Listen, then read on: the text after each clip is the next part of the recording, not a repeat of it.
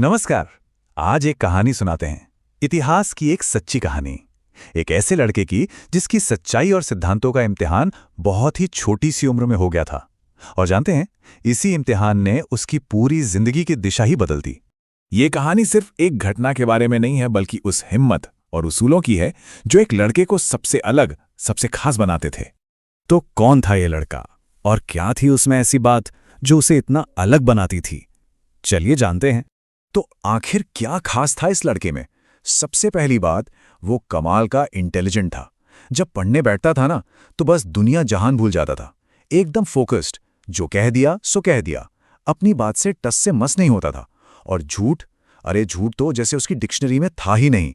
एक और बात, वो कभी बाहर का खाना नहीं खाता था, सिर्फ घर का। सोचिए कितना डिसिप्लिन रहा होगा। तो चलिए अब कहानी के उस दिन पर चलते हैं जब स्कूल में हुई एक बहुत ही मामूली सी बात उसके सिद्धांतों की सबसे बड़ी परीक्षा बन गई। जरा उस सीन को इमेजिन कीजिए। क्लासरूम है, टीचर कुछ देर के लिए बाहर हैं, और जब वो वापस आते हैं तो क्या देखते हैं कि पूरे फर्श पर मूंगफली के छिलके बिखरे पड़े हैं। बस ये देखते ही टीचर का पारा चढ़ गया। उन्हें लगा कि ये तो अनुशासनहीनता की हद है और अब वो पता लगा कर रहेंगे कि आखिर ये किसकी हरकत है। और यहीं से कहानी में असली मोड़ आता है, जहां उस लड़के के उसूलों की सीधी टक्कर होती है एक अनफेयर इल्जाम से। टीचर ने कोई जांच पड़ताल नहीं की, कुछ नहीं पूछा, सीधा उस लड़के को खड़ा किया और उस पर इल्जाम लगा दिया। मतलब उन्होंने पहले से ही मान लिया था कि गुनहगार तो यही है। लड़के का जवाब एकदम सीधा और सपाट था। उसकी आवाज में डर नहीं था, सिर्फ सच्चाई थी। उसने साफ साफ मना कर दिया। लड़के ने एक बार नहीं, कई बार कहा कि उसने ऐसा नहीं किया, लेकिन टीचर ने उसकी एक नहीं सुनी, बस उसे ही दोषी ठहरा दिया। अब ये जो हुआ, इसका उस लड़के पर बहुत गहरा असर पड़ा। ये सिर्फ एक डांट नहीं थी, ये उसके कैरेक्टर पर, उसकी सच्चाई पर हमला था। और इसके जवाब में उसने एक ऐसा कदम उठाया जिसने सबको चौंका दिया। देखिए, उसके लिए ये मूंगफली के छिलकों का मामला था ही नहीं, ये सवाल था सच और झूठ का। जब उस पर झूठा इल्जाम लगा तो उसे बहुत ज्यादा बेइज्जती महसूस हुई।